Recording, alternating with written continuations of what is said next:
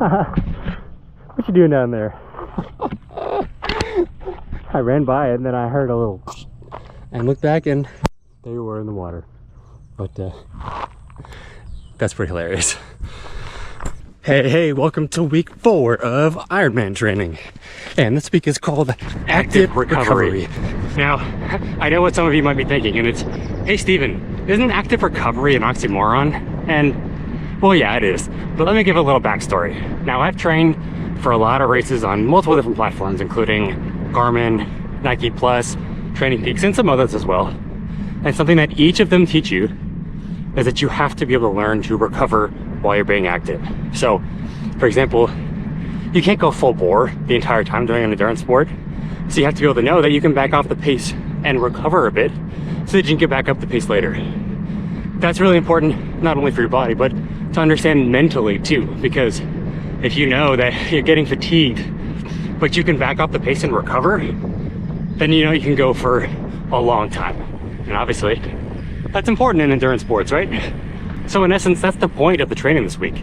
You need to be able to back off what you were doing the past 3 weeks and be able to recover a bit before heading into the harder training ahead, which is the building phase, which is arguably the hardest part of the training where you really build your fitness.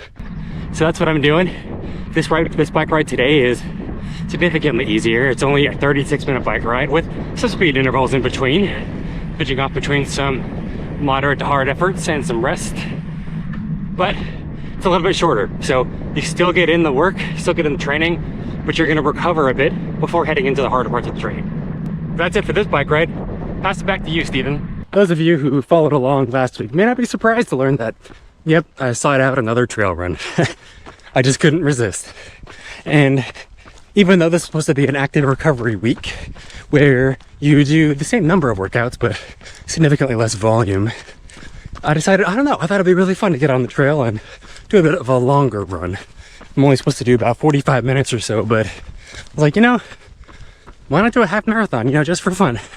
So that's what I'm doing out here today. Even though I'm supposed to be running a bit shorter today, I'm a big believer and preacher, as you know, in doing what your body feels comfortable with and not really pushing beyond that limit. But today I felt really good.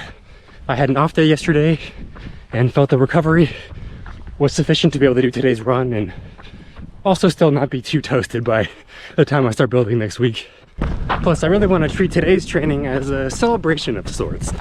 As you know, it's been challenging to adjust the first few weeks of training, but I'm celebrating the fact that my body's actually starting to become accustomed and be able to do the amount of training that I need to do and also recover at the same time. So I'm feeling good today, and so it's a bit of a celebratory run as well.